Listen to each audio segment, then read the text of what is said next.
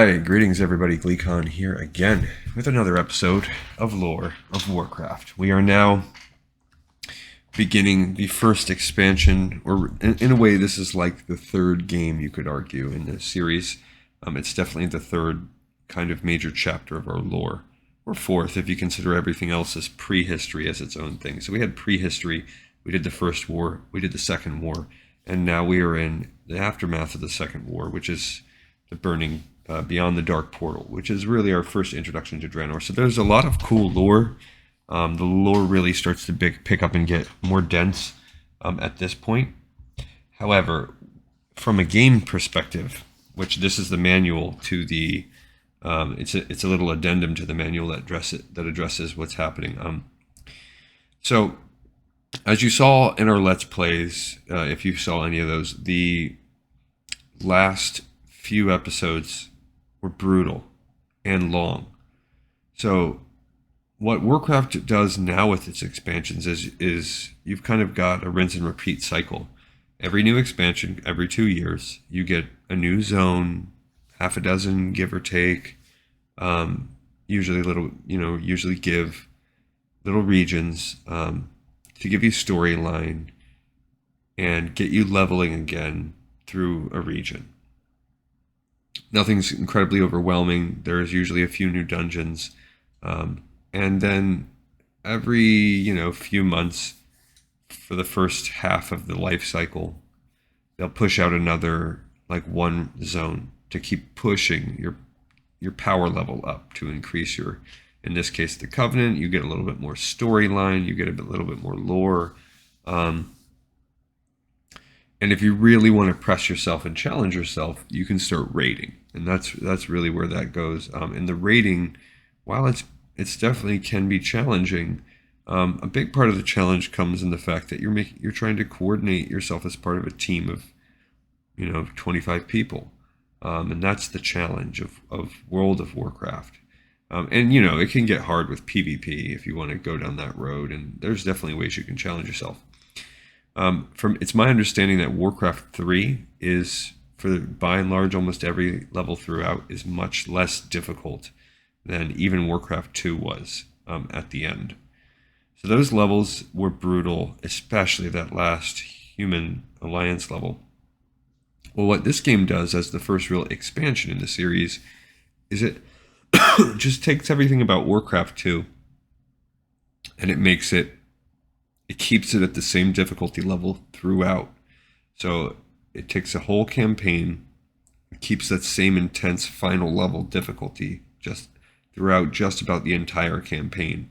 It introduces no new features. The only thing it does introduce is hero characters, which is where that spin-off game, whatever it's called, Heroes of the Storm. I don't know, League of Legends.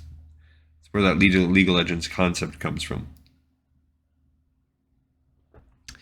And, but yeah, other than that, from a lore perspective, it starts to get a lot more cool. But from a game perspective, so I have, and I'm still kind of torn, but I think in my heart, I'm starting to lean one way. So while I could continue to, for an entire campaign, sweat as quickly as possible, getting guard towers to fight dragons or griffins put up around my key mines,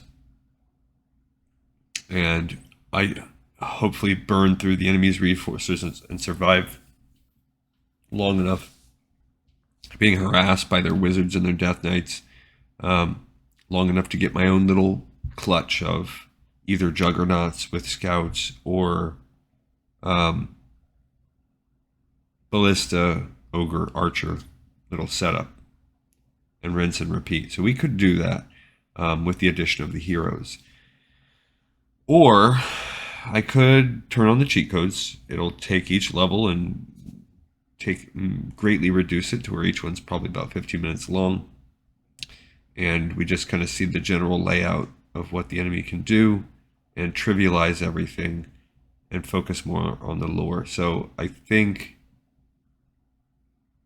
that that's the way I'm leaning. Now, if you happen to watch this video and you disagree and you like to see how someone without those cheat codes can really get through those levels, let me know. Put it in the comments, and I will gladly reconsider. But if I don't really get any kind of sense, and even in the future, so let's say later on, when I start doing World of Warcraft or something, you become exposed to this show through later content, and you come back then and kind of glance at some of the earlier stuff, and you say, hey, now I noticed during that part he didn't do that. I would even consider coming back to it and redoing some of those levels. But for now, for the sake of time and brevity of episode, and just my own personal enjoyment of the game, it's not fun. It's not nearly as fun for me to.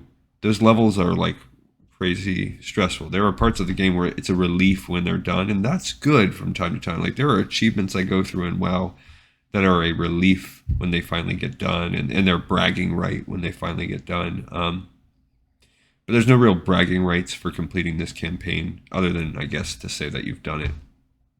And I'd rather, get forward to some of the stuff that I haven't done before.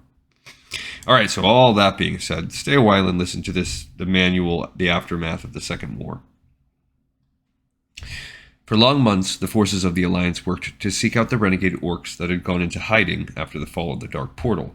The Blackrock, Dragonmaw, and Blacktooth Grin clans were captured by the Alliance and herded into guarded reserves and prison camps, so we just read about that. While the leaders of the Alliance argued over what was to be done with them, Orgrim Doomhammer, the war chief of the Horde, was placed under arrest and kept as an honored prisoner under the care of King Taranis of Lordaeron. Some members of the Alliance pleaded that the orcs should be exterminated like animals, while others opted for a sentence of life imprisonment. Having discussed the obvious benefits of a treaty with Doomhammer, King Taranis fervently hoped that the orcs could be kept pacified long enough to eventually lose their lust for conquest. Thoris Trollbane of Stromgarde and Gen Greymane of Gilneas both disagreed vehemently with Taranis, resolving that the orcs were too great a threat to leave alive. After months of debate and frustration, both leaders withdrew the support of their nations from the Alliance. Azeroth alone stood fast in its commitment to the Alliance. Even with the dynamic young Varian Rin seated upon Azeroth's throne, the distance between the kingdoms of Azeroth and Lordaeron made their union a hollow one, and still we haven't differentiated between Stormwind and Azeroth yet. That's a big retcon. Amid the strife that was slowly dissolving the Great Alliance, the fact remained that the once vast numbers of the Horde were no more. The Twilight's Hammer and Stormreaver clans were decimated by their own brethren in civil wars that erupted during the war. The Burning Blade clan was routed and ultimately destroyed by troops under the command of Uther Lightbringer during the final battle at the portal. Only the Bleeding Hollow clan was left unaccounted for, as the cunning Kilrog Deadeye managed to evade the best efforts of the Alliance to capture his clan. Elven scouts were placed on continual patrol within the Black Morass, searching for any sign of the renegade Bleeding Hollow. Suspended ominously above the Black Morass, a tear in the fabric of reality hung like a disembodied eye, keeping watch over the ruins of the Dark Portal. This rift was the remnants of the Twisted Wizard Medivh's original portal into Draenor, the dark red world from which the orcs passed into Azeroth. The Kirin Tor of Dalaran traveled to the lands overlooking the ruins on this site and constructed the citadel of Nethergard to serve as guardian should the rift ever open again. Okay, cool, so this is all stuff that we've read about. On the eve of the summer in the year 606, a freak darkness swept across of the Black Morass. All attempts by the mages at Nethergard to probe into the darkness were futile, but they could sense that the rift was growing once more. Then, as if from a dream, the mages heard the sounds of a marching army. Hundreds strong, the sounds of armor and sword charged through the ruined portal and then as quickly fell silent. The thunderous shrieks of dragons crying to the skies passed overhead, and then as suddenly disappeared into the gloom. Venomous undead whispers, barely audible under the clash of metal plates, seemed to echo and repeat one phrase: "We will return." All right, give me one moment. All right, guys, I'm back. Okay, so where were we at?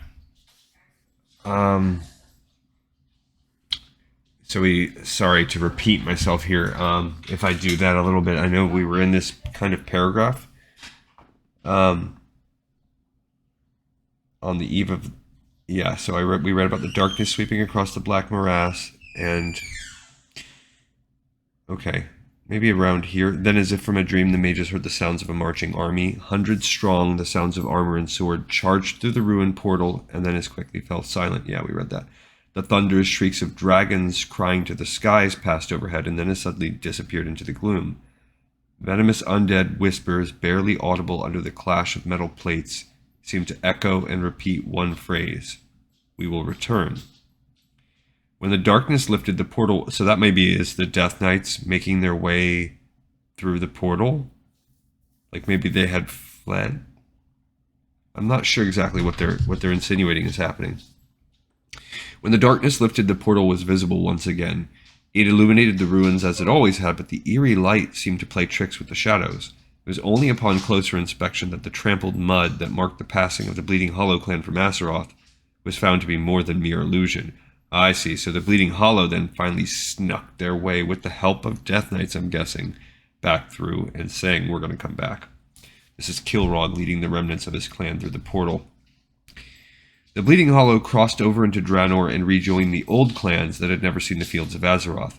To many, the warriors of the Bleeding Hollow were considered mighty heroes, as these orcs had been living in the human lands for over 30 years. Yeah, and I think that timeline is obviously changed. Kilrog met with the elder shaman Ner'zhul, who now controlled the remaining clans in Draenor. The shaman ordered that the newly arrived Death Knights, trolls, and dragons were to be used by all of the clans in conjuncture. Ner'zhul also informed Kilrog of his plan to retrieve certain artifacts from Azeroth, as to open rifts into other worlds and take the orcish hordes to great victories beyond the Dark Portal. And that is really what this book, this expansion is really about, is getting these powerful artifacts and Ner'zhul back on Draenor, reassuming, rising to power again. Okay, so that's really all the lore that they set us up with. Now here's the big thing that's a difference in this game. And we finally get a lot of these heroes named that were not named. Khadgar had not been named before. So all of the books that mention Khadgar, they come out of this blurb, out of this game. During the First War, he was one of the main ones that helped seal the Dark Portal, and then discussed its mysterious origins with the Kirin Tor. And then in the second... So yeah, I don't know. I don't remember them mentioning him, but ongoing study. Yeah, so Illyria, we mentioned her in the book. She was not mentioned in the games before now. So this Elven Ranger, she's high Elven, hates the orcs now, but she runs the Rangers. She's our Ranger hero. So we have our Mage hero. We have our Ranger hero. Danath he's mentioned. I think it's maybe, I don't know. But anyway, he's a mercenary from Stromgarde, hero in the Second War. He was one of the main people that helped liberate Cosmo Dawn. Now he lives in Stormwind. They're calling it New Stormwind for now. And he runs the orc camps. I believe that's Danath Blood, whatever they were just talking about in our last lore. So he might be the one that is raising Thrall. Turalyon. I don't believe they mentioned him very much in the last one, but he is the guy that was the second in command of Lothar, and he's currently one of the main leaders of the Horde. Kurdran is, he slew 9 dragons in the course of the war, and his griffin Skyri. So again, he was in our last book, but he's only just now really mentioned here. So it's interesting how we take these heroes from this little manual blurb and put them and build a book around them. So that's kind of neat.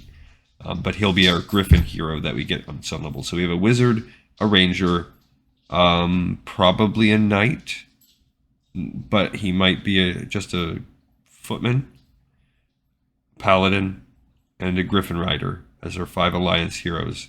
The Horde get 5 heroes as well. They get Grom Hellscream. He was mentioned. I think they actually mentioned him maybe in the first game. Or in the first game manual, but we've definitely had the mention of how he stayed back. He didn't come with them. He's a crazy orc. He's part of the Warsong clan, and that's one of the clans that stayed back on Draenor. Blade Fist is one of his allies, and when you play Warlords of of Draenor, those two are still there. So Warlords of Draenor is almost like a retelling of this expansion in a way. Yeah. So maybe even, I don't know, but not quite, because the land isn't as destroyed. But we have Kargath Blade Fist, so I'm not sure what those, if they're both going to just be orcs, like grunt style. I don't know what they're going to make them. He does have that blade, and I wonder if they made a new model for him. Terran Gorfiend is the leader of the Death Knight, so he'll be a Death Knight hero.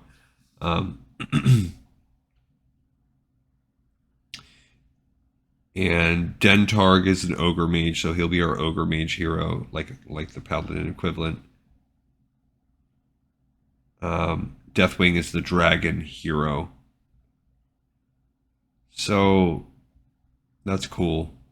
And look, he's got the adamantine steel. So, and they had to explain why he had all that.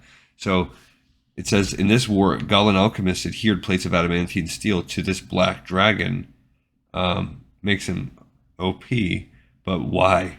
So I like how all of the books that we've read and all the different things we've talked about before now have all been like backfilling the lore as to why we have this metal covered black dragon. So this is pretty cool in that these are key figures in Warcraft lore that are actually taking the field for the first time. That's the other reason why I thought it would be kind of cool to put cheat codes in when we play this expansion, is because these people are supposed to be OP. So let's make them OP. Let's make the heroes like come in there and just wreck shop.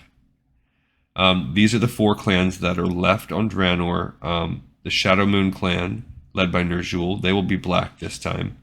The Warsong clan are led by Grom. They will be our red ones. The Shattered Hand clan is Blade Fist clan, and we've actually talked about these all in our books, so they definitely came back. And then the Bleeding Hollow clan, they already existed. They were orange before. They've come back. They're still orange. They've just made their way back through the portal. The Thunderlord clan is violet. We did talk about them in our books, but I don't think they were in the game. I'm not sure. Bone Chewers new. That wasn't in the last game. They're the green ones. That's cool. But we have definitely talked about these in Chronicles. And Laughing Skull clan. Ooh, they said they'd like to do assassins. They're yellow. They're led by Mogor the Ogre. Mogor the Ogre. Tagar Spinebreakers. Fenris the Hunter. So those are some new people that are interesting. Oh, and we have a little map here to wrap it up. Let's just look at this map. So it's a little bit distorted, but we do have some more pictures of Draenor, the Red World. Interesting.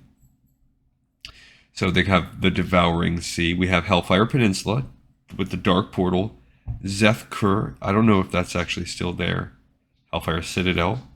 Shattered Hand clan stays out there. Warsong clan. So this is what becomes Tirokar. Bone Chewers clan. So that's in Rise of the Horde. That's mentioned more. Ashendun Fortress. Cool.